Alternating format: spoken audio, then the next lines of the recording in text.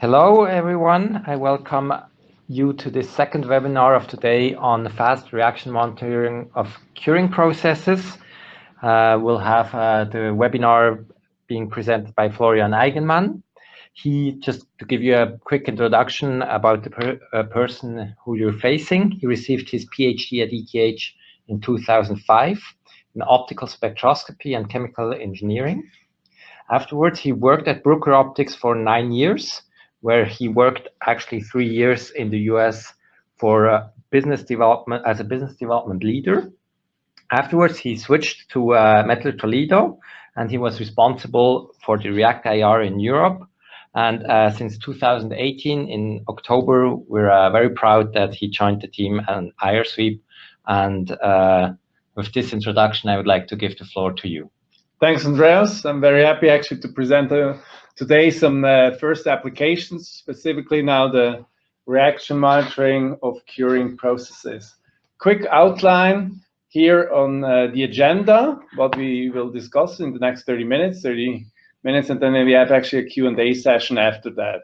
So first, specifically the dual-com spectroscopy for fast reaction monitoring, then the limitations, of course, as well of current FTIR spectroscopy systems, specifically in the subsecond kinetics, then fast curing processes for adhesives, for quality control, offline and online.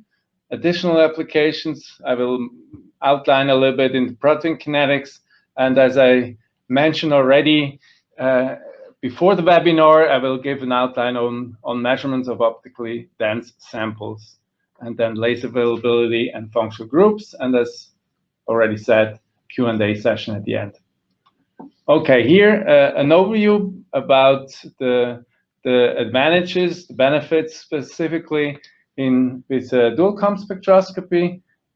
We have seen that in Andreas's webinar on Wednesday, there are two highly sensitive MCT detectors available. I mean, those are very sensitive, and it's needed actually also for the speed. MCT detectors, which are thermoelectrically cooled. Some of you know probably the ones which are used with liquid nitrogen cooled. Then here I have just a quick recap of other applications before I dive into the curing application. That's actually pyrolysis of propane. The application is just shock tube application in the combustion industry, where the reaction goes very, very fast. You see how propane goes down, and now at the end, now you can really see very nicely after a millisecond already that you get some water bands. So this water vapor, which is typically seen in around maximum at 1600 wave numbers, you can even see that at 1200.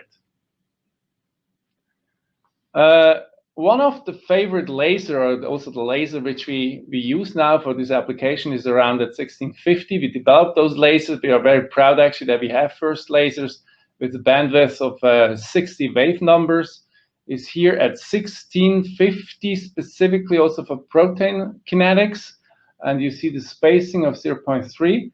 And you wonder probably why there are some holes or gaps in that. That's actually not just a gap, there's a really true absorption. And I have an overlay here on a water vapor high-trend database, and you see that those matches really nicely. So just water vapor, which is everywhere, shows actually that this technology works very nicely in that area. So today, again, we focus on speed. Besides speed, there's actually also brightness, which we are using a little bit for the optically dense samples. But as you see, today's commercial available spectrometer, they operate and have a limitation of 10 to 15 seconds, especially for reaction monitoring. So 10 to 15 seconds with a decent signal to noise, you can do reaction monitoring. But then if you go lower, you need actually rapid scan or step scan. I don't want to go too much into details here, but specifically for non-reproducible reactions, rapid scan is actually not possible. Or sorry, I have to correct. Step scan is not possible for that. You need rapid scan, because with step scan, you stop your mirror and then you can acquire over several times specifically the entire spectra. But that needs reversible or reproducible processes.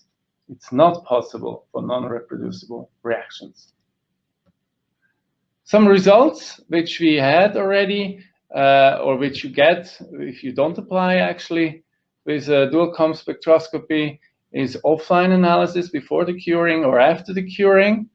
But those measurements which you can see here was done with the IRIS-F1 in 1 millisecond integration time. So they really nicely match up with the results which we got offline. So you see also the band visible here at 1648 before curing and 1635 after curing. And I had a discussion already with the company which provided very nice those measurements, DLO, that they match good with their offline analysis. An illustration how this process works. So we initiated here with the curing, with a UV light, the curing. You see that several times. I'll leave that a little bit here. So this is a very fast reaction down to probably 2 or 3 seconds, and then it's hard. So based on ATR, ATR stands for attenuated total reflection. You have the possibility to measure here those samples in the IRIS-F1. A few other illustrations how that looks like, and here you can see again how we acquire those data. I come just to the profile a little bit later, because that's probably the most important thing, how fast you can really get those results with a really good signal to noise. There's an alternative ATR accessory available, which makes it actually also very affordable. This is from Eurubis. They have the possibility that you can just measure directly with a chip, with a silicon chip on top of it, and even cleaning is very easy. So you can do that within a few seconds.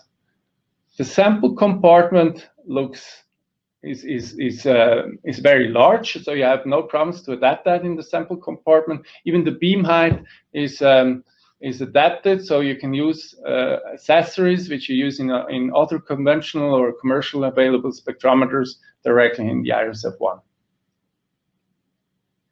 Close look to that chip, which was used. First, actually, I thought we used several chips. We had the possibility to use several ones, but only one chip was in the end used. So for roughly 20 experiments, we had only one chip, which costs only 50 euros. So I have a slide here as well on the total cost of ownership, and that's very amazing. So for example, even if you have a spectrometer, you see you have a lot of manpower, maintenance costs, recurring costs over time.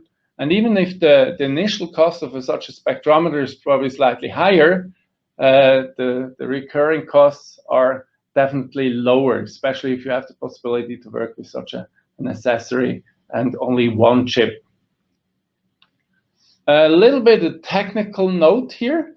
So Andreas went over that already in detail on Wednesday. I just want to outline that again, because actually this is very important when you want to do reaction monitoring over several time frames. So one possibility with the single trigger mode we were using for other applications, so you can measure up to 131 milliseconds. And then we have the possibility to do several triggers. That's the second line, the multiple trigger mode. And there we can really get the whole information over the 2-3 seconds and do reaction monitoring even longer. So continuous is actually possible as well. So now I'm really happy to present actually the first data. So that's actually the same. I had this discussion together with this curing company. They had really problems in the 1 second time frame just to get the results there. So more than just the kinetics. So you see there are a lot of data points actually between 0 and 1.0 second, and that's really amazing for FTIR spectroscopists, as I am actually as well. You get good signal to noise over the with a repetition rate of 40 milliseconds. We need just 1 millisecond integration of each. You see clearly also the nice spastic points at 1666, 1644, and 1616 wave numbers. So the different spectra generated by subtracting the first samples, and you can see really nicely that the second order kinetic is observed and fitted.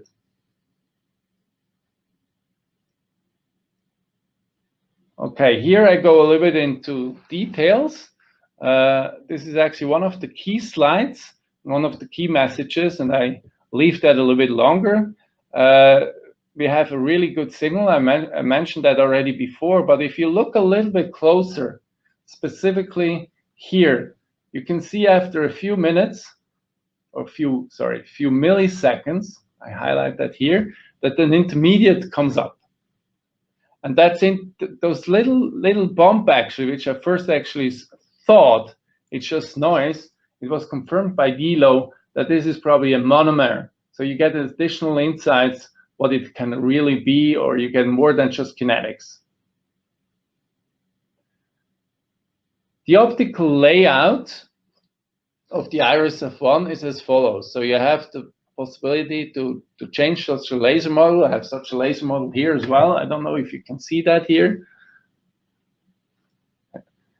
So this is actually, you can hold it in your hand, and you have the possibility to replace it. So that's the big part on the left-hand side, which allows you to do several experiments, not simultaneously, but with the same equipment in such a time order of sub-seconds, also microseconds or milliseconds. Very nicely showed also here by one of our senior application guys, how you can change such a model. Besides the applications which I outlined already, especially in the polymer chemistry or photochemistry and photocatalysis, I will go now over protein kinetics and specifically also go over some application notes which we have on our homepage. You see that monitoring rapid curing reactions, which is already out there, and then also, as I mentioned before in the webinar outline, the measurement of optically dense samples with the iris f1. So part of the technology we presented already at Onacon 2019 in March this year. And those are now data which we got, or that's actually not from our spectrometer, which people get actually when they apply step scan FTIR. So you see it's a little bit smeared out. We have already laser for that region, but the problem is that you really want to get those reaction times in the microseconds with applications which are non-reproducible. Nice thing actually, you get here the characteristic bands if you have such a protein spectra like amide1, amide2, and other functional groups. I focus specifically now on the amide1. We were talking about the 1650 laser before, which we used also here for those curing applications. You can see here that when you do some stress tests of hemoglobin here, you can determine secondary structure in the mid-IR. And exactly that's why this area is also very important. I don't want to go too much into details. One of my colleagues, Marcus Mongol, will have another webinar end of July about this. Okay, as promised before, some results about sensitivity in optical dense samples. That's not really now the speed. I speed up like crazy. Now I have already did most of the talk in 15 minutes, but I realized that here there's a really important message as well. One of you, or a lot of people actually did already FTIR spectroscopy in aqueous solutions, in water, I mean, optically dense samples. Aqueous solution is just one example. and it's very difficult. Probably like 20 years ago, you would have said FTIR is not the right tool. You should use Raman or something else. So those results are very amazing. We had actually, I did some literature search.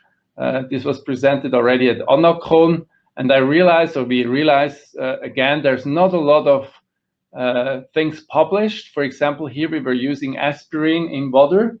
I have another literature search just to confirm the peak of aspirin. There's a peak at 1200. And luckily, we had also lasers there just to confirm actually the sensitivity at 1200. Here are the functional groups. You see here there's a strong ester group at that point, which was confirmed now with dual-com spectroscopy. So those results are really amazing, that you can go down to 0.05 or 0.1 milligram per milliliter with a path length of 50 micrometers and a resolution of 4 wave numbers.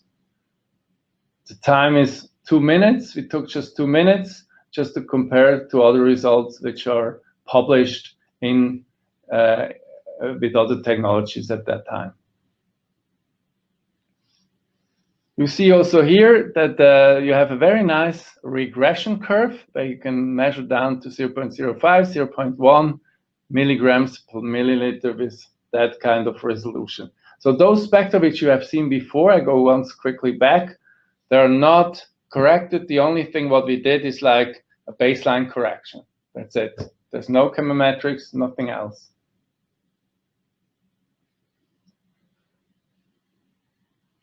Besides the shock, besides those applications, I have a few slides on shock tubes, but more very disused, because we had the possibility to work with the Stanford group in California, group of Ron Hansen, and you see also here at the lower left, one of my colleagues actually at Kaus University in Saudi Arabia, in the group of Professor Amir Farouk, where such a speed is actually also very important. Okay, now a very important topic. A lot of people ask us all the time, what are the current laser availability situation and what are we working on? You see we have really nice lasers at 1200, 1000. We have lasers at 1600. That was a little bit lower, with 1630 center wave, and then of course 1650. So we cover now a lot of carbonyl bands, which are very important, specifically here the amide 1, but also higher one like 1750, 1760, which is important for NO analysis, formic acid or formaldehyde.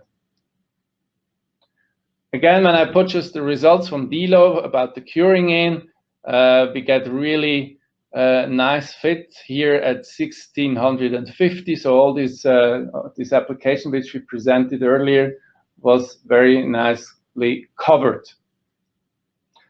Again, we had some webinars today or this week as well, actually Wednesday, and we will have some additional upcoming webinars, like the one on combustion, which I already mentioned, which will be on the 9th of July, and then another one on the 30th of July about biospectroscopy, where I just gave a little bit an outline what is possible with the IRSF1. Again, I was very fast. I hope there will be some questions which are popping up. Andreas, do you have already a few? Thank you for this very interesting talk. Actually, we have gotten some questions over another channel. But please use this question button in Livestorm so that we can basically answer your questions right away. But one question which we have received through an email basically is the setup that we're discussing here. So for those curing reactions compared to FTIR, how difficult is it to set it up, the instrument and the experiment? So if you compare with an FTIR. Okay, I just go quickly back for one of the slides that you have also the illustration if you joined later. that not just to say it's simple and easy, but that you get an impression as well. So you have once actually the spectrometer, and you have the possibility to put in an ATR. An ATR unit, that could be one which you have already. That could be also this Irubis solution, which I outlined later here. And you only need actually water for cooling the instrument. Sorry that I switch a little bit forwards and backwards. I go one back. Oh, sorry, that was too much. Yeah. Sorry about that. But you have actually basically the spectrometer. Then you have an ATR unit which you can put in, and you need water to cool the whole thing. That's it. That's it. And I see that you use a standard SPECAC ATR unit, so they can basically use what they already have available. Exactly. So that's a good question actually as well. So the beam height is exactly the same as current available spectrometers. You can just use, for example, SPECAC Golden Gate and put it in and fix it. So there's not a lot of adjustments needed. Interesting. So another question that we received is, what is the most valuable new chemical insight you got with the iris when doing this curing reaction together with DLO? Besides the kinetics, you get actually an intermediate. Sorry, I think I mentioned that before, that this is probably one of the most important results, and you get a lot of information just on one page. I think besides the kinetics, you get this intermediate here, and this intermediate, first I really thought, oh, that's just noise, but the nice thing is really that you get an additional information, and they mentioned it could be a monomer or something like this, which they even didn't know before. Okay, so you get insight. You get information on chemical pathways of the reactions. Insight into reaction. Okay, that's extremely interesting. And especially on such a scale of 0.5 milliseconds, which is not possible with other optical spectroscopy at that time. I agree.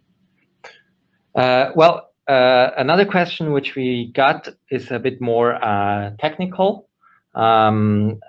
Why can we actually achieve such a fast temporal resolution in combination with such a high time resolution? Yeah. Okay, first, actually, compared with the FTIR spectrometer, you have no movable parts. I think that's probably the most important thing. Yes. So you don't have a movable mirror which goes forwards and backwards, which you also need actually for step scan. Even if you stop, you go like this, and then you need a long reaction. Yeah. So I think it always goes a little bit hand in hand, this optical resolution and temporal resolution. And the most, just to bring a very short brief on the table, it's no movable parts. And I think that's probably the most important thing. And the spectral resolution is because of the laser, I guess. So. Yes. Okay, good. Spectral resolution, good point as well. You have actually the possibility to go really high spectral resolution for 3 times 10⁻⁴. Good. Probably just another question. There's another question, yes. So basically, the question is, if the data is processed in real time while the measurement is taken, can you say something to that? If we have real-time processing? That's not actually in real time, but we have the possibility to get a lot of information. We had just recently a software update where you can see where we have actually with a chopper wheel really nice results, where we really get results in real time.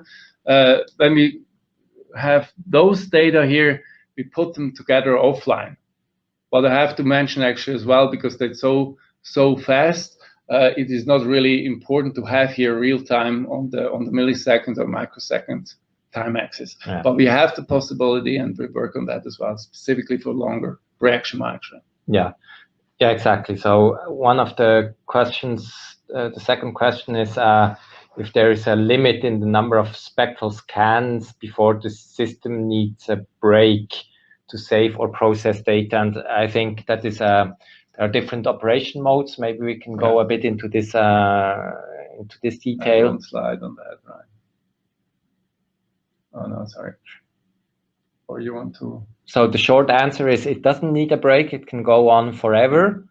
If you can live with a shorter acquisition free. So basically, if the system can do the data treatment in live. Yeah. So you can do like you can do a live data treatment, and the only downside of that is that the throughput of the data treatment is lower than what the system can acquire. Yeah. So if you want to take very fast measurements like the curing, then you have a certain buffer that you fill. So the system is extremely flexible to accommodate to different experiments. You can go on for very long integration times or for shorter but faster. Exactly. So, and just as a background also with FTIR, I mean, sometimes you average anyway, and you have probably some gaps in between, but you could do that forever, as Andreas just mentioned. I mean, there's no limitation at all. Yeah, yeah. So it seems as if there are no more questions, I would like to thank Florian again for this very interesting talk, and also, of course, you for following the webinar. And I'm looking forward to seeing and hearing from you in the future. Thanks, everybody, also from my side. Thanks.